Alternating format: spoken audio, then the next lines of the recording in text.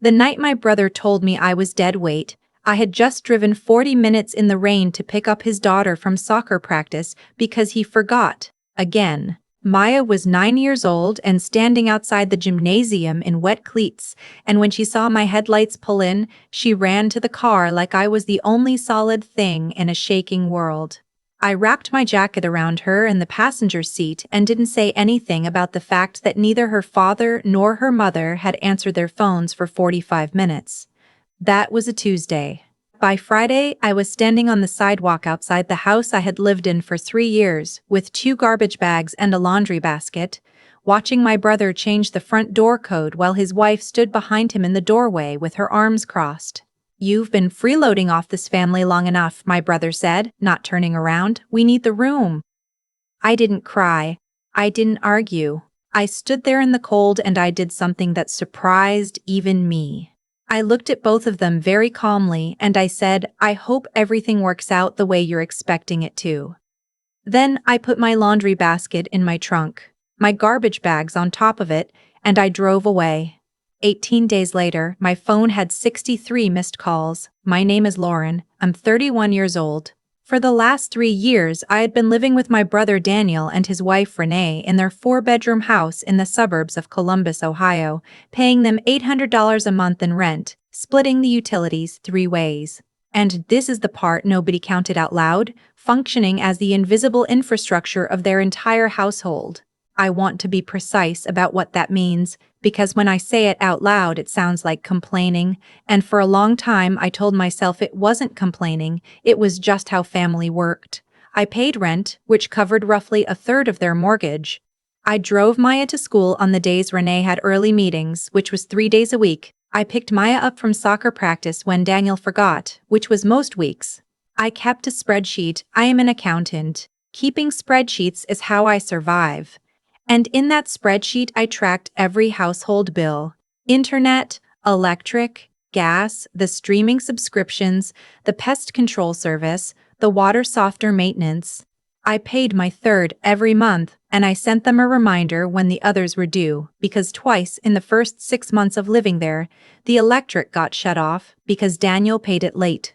I took Maya to her pediatrician appointment in March, when Renee had a work trip and Daniel said he couldn't leave the office.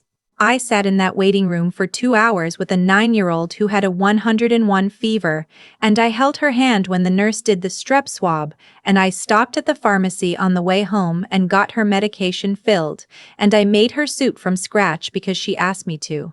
I'm not telling you this so you'll feel sorry for me. I'm telling you this because I need you to understand that when my brother called me dead weight, he was not describing a person who sat on the couch and watched television. He was describing a person whose labor he had stopped seeing so completely that her absence was going to hit like a wall. He just didn't know that yet. The tension had been building for months, and if I'm honest, and I want to be honest, because this is the whole point, I had been ignoring the signs. It started when Renee got promoted. Her new role was senior director at her company, which was genuinely great news, and I told her so. But something shifted in her after that. She started making small comments. "Must be nice to have such a simple job. I'm an accountant at a mid-size logistics firm. My job is not simple, but I let it go." "Lauren, did you use the good dish soap for the floors?" "That's for dishes." The dish soap comment happened twice. I bought my own dish soap after the second time. Then in January, her sister Melissa started coming around more. Melissa was between jobs, which happened to Melissa with some regularity, and she needed a place to stay, and suddenly there were conversations happening in the kitchen that stopped when I walked in. Conversations I later understood were about the spare room, my room. Daniel came to me in February and said, "Renee and I have been talking, and we think it might be time for you to start looking for your own place." He said it like he was doing me a favor, like he was the one giving me an opportunity. And I nodded and said okay, and went back to my room and opened Zillow on my phone. The Columbus rental market in February was not kind. I was looking at studios for $1,200 a month, 1 bedrooms for $1,500, and I had savings but not unlimited savings, and the lease timelines were complicated. I told Daniel I needed 60 days to find something solid, and he said fine. That was February 8th. On March 3rd, 23 days before the 60 days were up, I came home from picking up Maya from soccer practice to find my things in bags in the hallway. Melissa was already moving boxes into my room. I stood in that hallway for probably 30 seconds. Long enough to understand what was happening, long enough to read the faces. Renee not meeting my eyes, Daniel already turning away, Melissa studiously arranging things on the shelf that had held my books that morning. "We need the room now," Daniel said to the wall. "Melissa can't keep waiting." I thought about a lot of things in those 30 seconds. I thought about every soccer practice pickup. I thought about Maya's strep throat and the soup I made from scratch. I thought about the spreadsheet with 68 months of utility payments documented in columns. I thought about February aches and the promise of 60 days. I thought about all of it and I made a decision. I did not beg. I did not argue. I did not cry in front of them. I said what I said. "I hope everything works out the way you're expecting," and I loaded my car and I drove away. Before I left the neighborhood, I pulled over for exactly 5 minutes. I sat in the parking lot of the CVS on Morse Road and I let myself cry. Hard, the kind of crying that happens in your chest, not your face. 5 minutes. Then I wiped my face with a gas station napkin I found in the glove box and I called my coworker Diane. Diane was 54 years old, twice divorced, and she owned a duplex in Worthington where the lower unit had been empty since November. She had mentioned it offhand in December. "You know, if you ever need a place, Lauren. The way people say things they mean but don't expect you to need." I needed it. She picked up on the second ring and I explained the situation in 3 sentences and she said, "Get over here right now. I'll have the key out." That was March 3rd. I want to tell you about the first week because the first week was where everything that mattered happened, most of it invisible to anyone watching from the outside. I moved into Diane's duplex with what fit in my car: 2 garbage bags of clothes, my laundry basket, a box of work files, my laptop, and the small succulent Maya had given me for my birthday in November. I slept on the floor the first night because my bed frame was still at Daniel's house and I was not going back for it. Not yet. Not until the shock wore off enough that I trusted myself to stand in that hallway without saying things I'd calculated poorly. On day 2, I handled the logistics. Changed my address with work, the bank, the DMV. Called my phone carrier. Put in a mail forwarding request. I had my own renter's insurance already. An accountant who doesn't have renter's insurance is a cautionary tale, so that was easy. On day 3, I went to work and I did not tell anyone what had happened except Diane, who already knew. I sat at my desk and I processed invoices and I reconciled 3 accounts and I did not look at my phone. On day 4, I got the first message from Daniel. "Hey, have you seen the login for the pest control service?" I read it and I put my phone face down on my desk and I kept working. On day 5, Renee texted, "Lauren, do you have the insurance card for the account we share?" Daniel can't find it. We did not share an account. What we shared was that I had been, without being asked, without being paid, managing the renewal reminders for their homeowner's insurance, because the previous year they had let it lapse for 11 days and their mortgage company had charged them a forced placement fee. I tracked the renewal. I reminded them. I kept the document organized in a shared drive folder that, I now realized, only I knew existed. I did not respond to the message about the insurance card. On day 6, Daniel called. I let it go to voicemail. The voicemail said, "Lauren, call me back. It's important." I did not call back. On day 7, I bought a bed frame from Facebook Marketplace for $65, and Diane's neighbor helped me carry it upstairs, and I made my bed with the sheets from my garbage bag. And I lay down in it that night in a silent apartment and stared at the ceiling and thought, nobody is going to ask me for anything tomorrow morning. It was the first time that thought had felt like relief instead of loneliness. I need to tell you about Maya, because Maya is the part of this that was genuinely hard. She texted me on day 4, "Aunt Lauren, are you coming to my game Saturday?" She was 9. She did not know what had happened. As far as she knew, I had moved out the way adults sometimes did. The way her friend Cora's aunt had moved to Pittsburgh. I typed and deleted 4 responses before I sent, "I'm going to miss this one, bug." I'll make the next one.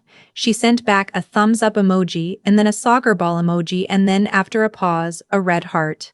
I did not cry again until later that night. The thing about Maya was that my anger was never at her. She was 9 and she was doing nothing wrong, and she was, genuinely, one of the best things about the last 3 years. She called me Aunt Lauren even though I was Daniel's sister, not Renee's, and nobody had told her to, she had just decided. She asked me once why I kept a spreadsheet of the bills, and I explained it to her, and she said, "So you're the one who makes sure everything keeps working?" And I said yes, roughly. And she said, "Like a systems engineer?" Because she had been watching engineering videos on YouTube, and I said yes, like a systems engineer. She understood more than either of her parents, and she was 9. By day 10, the messages had started compounding. Daniel. 3 more times, the pest control question. Again? Then something about the HOA login. Then a voicemail I listened to while eating cereal that said, "Lauren, I know things ended weird, but I need the shared drive password because there's a document Renee needs for the refinancing and I can't find it." The refinancing? Right. In November, Daniel had started a mortgage refinancing process to lower their rate.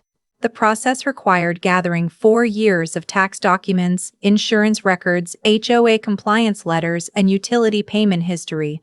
I had helped him organize the document folder. The folder lived in a shared Google Drive that I had created, named, and organized. The folder he could not access because the account was mine. I did not respond to the voicemail about the refinancing. On day 11, their neighbor Karen texted me. Karen had my number because I had given it to her the previous year during the ice storm when I was the one managing the pipes, and she said, "Lauren, I don't want to get in the middle of anything, but Renee knocked on my door this morning in kind of a state. Do you know what's going on with them?"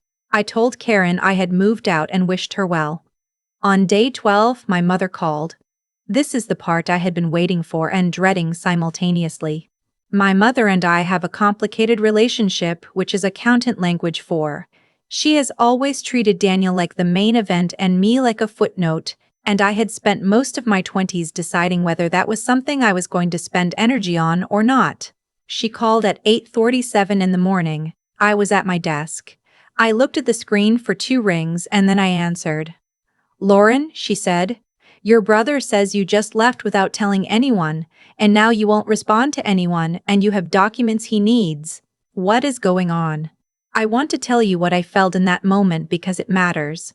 I felt something I can only describe as clarity. Like everything that had been blurry for years, every minimized slight, every erased contribution, every moment of being invisible, came into sharp focus all at once, and for the first time in a long time I was not confused about what I was looking at.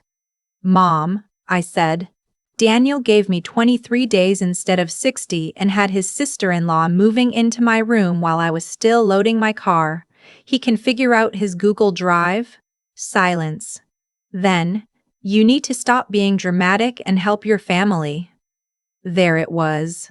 That word, dramatic.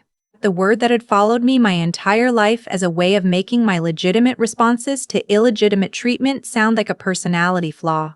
"I love you," I said, because I meant it. "But I'm not going to do that." And I ended the call. Let me stop here for a second and ask you something because I genuinely want to know. Have you ever been the person who kept everything running? The reminders, the pickups, the small, unglamorous logistics of other people's lives, and had someone look right at you and call you a burden? Because if you have, you know that the anger isn't the loudest thing you feel. The loudest thing is something quieter and stranger, a kind of disorientation, like, did I imagine it? Did I imagine all of it? What time is it where you are right now? Wherever you're watching from, I want you to know that if you've ever felt that disorientation, you didn't imagine it. The calls escalated through day 14 and 15.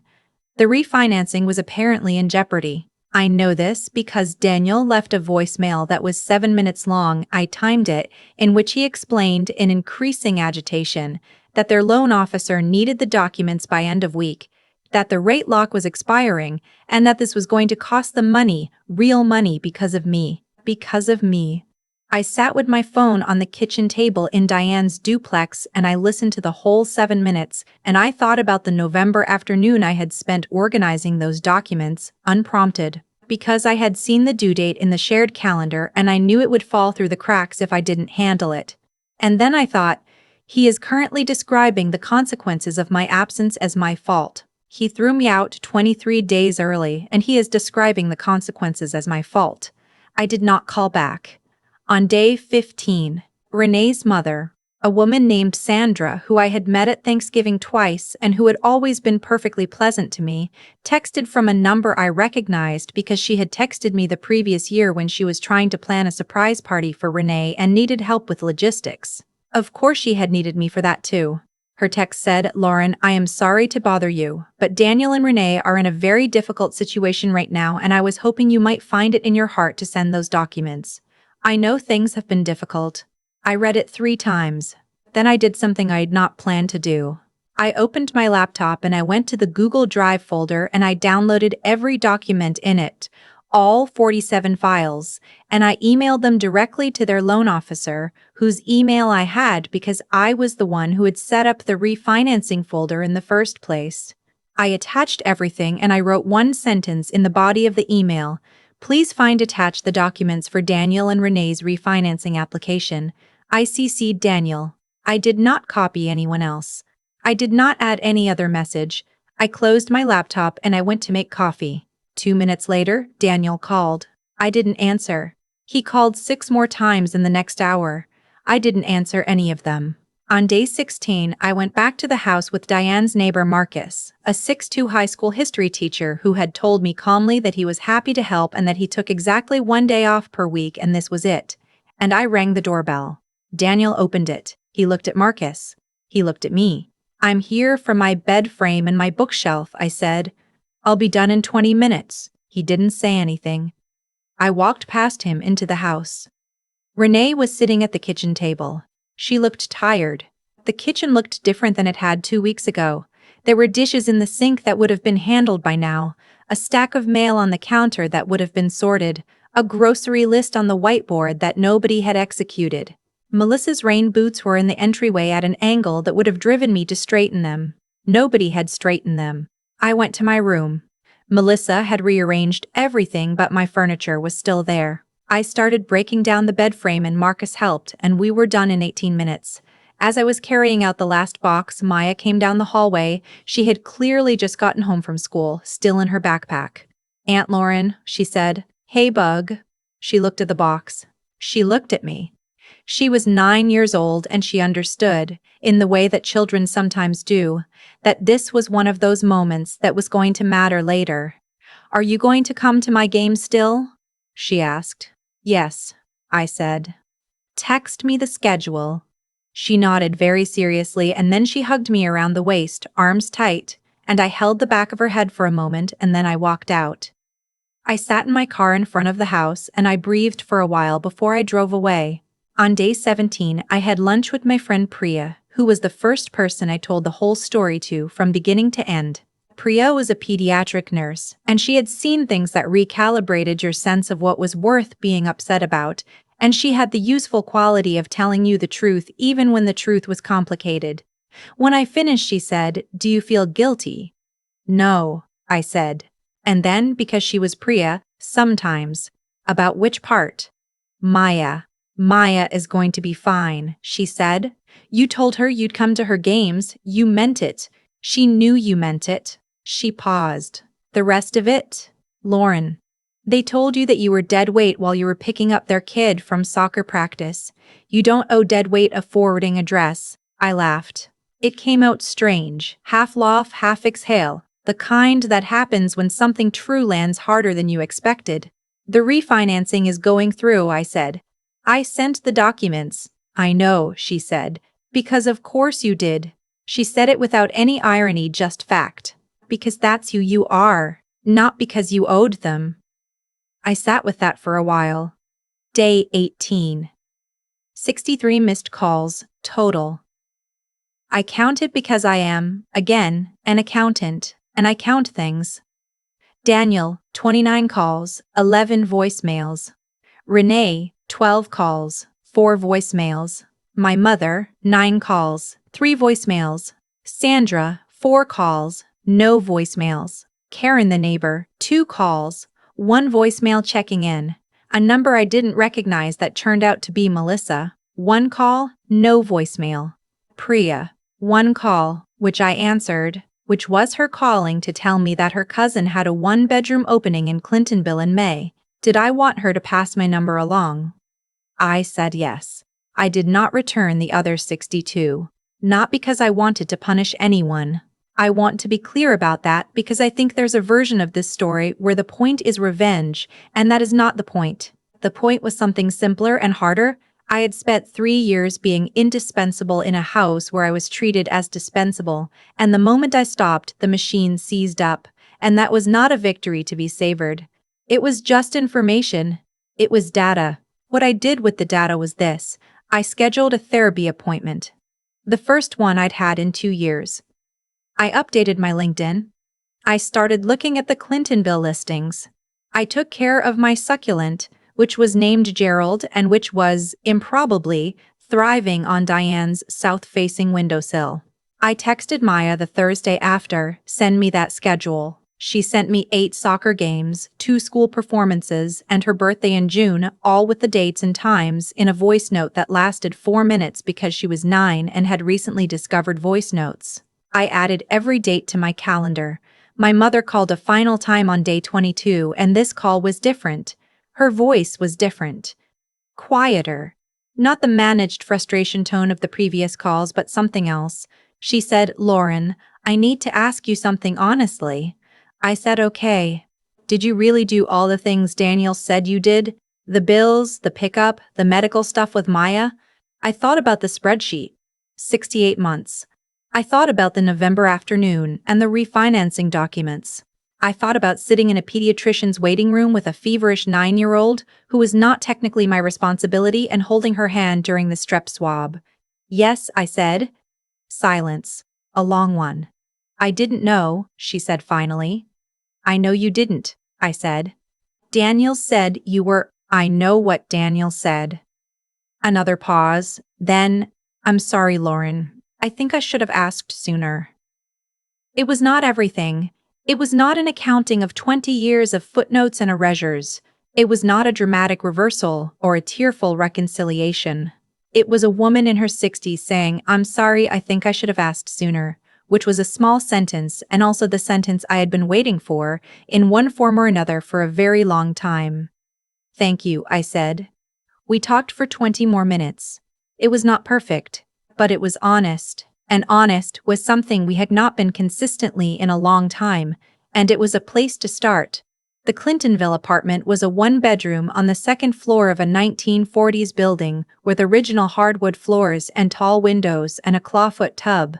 The landlord was a retired librarian named Mr. Ossie who asked for first, last, and a reference, and Diane gave me a reference so enthusiastic it was almost embarrassing. I moved in on April 1st with a rented truck and Priya and Marcus and Gerald, the succulent. The first night I stood in the empty living room and looked at the tall windows and the hardwood, and I thought about the moment in March when I had sat in the CVS parking lot and cried for 5 minutes and then decided to keep moving. I thought about how different the silence of this apartment felt from the silence of that parking lot. One was the silence of something ending, and this was the silence of something that was entirely, without negotiation, mine. I ordered Indian food. I ate it on the floor because I hadn't unpacked the furniture yet. I called Priya and she picked up and I said, "I'm in," and she said, "I know." And we talked until my phone hit 10% and I had to find the charger in a box labeled Miscellaneous that was, in fact, mostly chargers and one deck of cards. I texted Daniel one time, 3 days after moving in. I said, "I'm good. I hope you guys work things out. The pest control service number is in the folder I made on the drive. The HOA login is in the Notes app on the shared iPad, which is still yours. I just set it up." And then, because I thought he should know, "Maya is a really good kid. Make sure she knows that." He read it immediately. 3 dots appeared. The 3 dots went away. The 3 dots appeared again. He sent back, Thanks. That was enough. Not everything, but enough. Here's what I know now that I didn't know on the night I stood on that sidewalk with 2 garbage bags and a laundry basket. I know that invisibility is not modesty. I let myself become invisible because I thought that was what family required. The quiet labor, the unasked for logistics, the filling of gaps that nobody else noticed were gaps. And maybe it is what some families require. But it is not what families are supposed to require. And there is a difference between giving generously and being taken from silently, and I had been telling myself for 3 years that those were the same thing. They are not the same thing. I know that leaving without explanation is not weakness. I gave no speeches that Friday in March. I made no list of grievances. I said one sentence, "I hope everything works out the way you're expecting." And I drove away. And for a long time I thought that was the absence of courage. That real courage would have been to stay and fight and make them hear me. But I've thought about it enough now to believe the opposite. They were not ready to hear me. And staying to force a hearing I wasn't going to get was not courage. It was just more invisible labor in a different form. I know that the people who call you dead weight are usually the ones who built their lives around the assumption of your weight bearing. And I know that sometimes the most clarifying thing you can do is simply stop. Not in anger, not as strategy. Just stop, step back, and let the space you filled show itself. Let the machine try to run without the part it never named. Let the silence be its own full sentence. The consequences arrive without your help. All you have to do is be somewhere else when they do. Building something, quietly, steadily, without an audience, that was yours all along. I used to think that being needed and being valued were the same thing. Lauren's story, and honestly my own, taught me they are not even close. For 3 years, I made myself indispensable. The bills, the pickups, the pharmacy runs, the spreadsheet. Nobody asked for, but everyone depended on. I told myself that was love. That showing up quietly, without applause, was the highest form of it. And maybe it is, but only when the people receiving it can see it. When they can't, or won't, it stops being love and starts being something closer to erasure. You give and give until you become part of the furniture, and furniture doesn't get thanked. It just gets used. What happened to Lauren when she drove away was not luck. It was not coincidence. It was the entirely predictable result of a system that had been propped up by one person quietly deciding every single day to carry more than her share. The moment she stopped, the weight she had been holding revealed itself. Not through anything she said, not through any confrontation or speech or list of grievances, but simply through her absence. The pest control login, the insurance card, the refinancing folder, 63 phone calls. The machine didn't break because she sabotaged it. It broke because it had never actually learned to run on its own. That is what integrity looks like when it's tested. Not a dramatic exit, not a revenge plot. Just a woman who finally decided that the truth of what she had contributed did not require anyone else's acknowledgement to be real, and that she was no longer willing to keep subsidizing the lie that she hadn't contributed at all. There is a kind of intelligence that takes years to develop, and it is not the kind that shows up on a resume. It is the intelligence of knowing your own value clearly enough that you do not need to argue for it. Lauren didn't write a letter. She didn't make them sit down and listen. She sent the refinancing documents once without commentary, and she went to make coffee. That is not weakness, that is precision. She knew exactly what she had built, and she knew exactly what would happen when she walked away from it, and she let the facts speak without her having to raise her voice.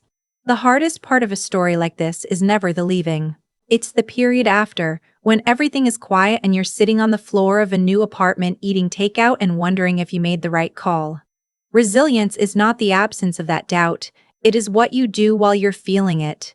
Lauren bought a bed frame for $65. She updated her LinkedIn. She texted a 9-year-old about soccer schedules. She kept moving, not because she had everything figured out, but because forward was the only direction that made sense. What you do in the quiet moments after a hard choice, that is who you actually are. The consequences of how we treat people do not always arrive on schedule, and they rarely arrive the way we expect. But they arrive, not as punishment from some outside force, but as the natural result of the choices we make and the structures we build, or fail to build, with our own hands. Daniel and Renee did not lose Lauren because of bad luck. They lost her because they stopped seeing her, and there is always a cost to that. Even when the bill takes 18 days to come due, I think about that a lot. About what it means to truly see the people who show up for you, about the invisible labor that holds most households, most relationships, most lives together, and how rarely we name it until it's gone. See the people who carry things for you? Name it. Say it out loud, because the ones who do it quietly are not going to ask you to.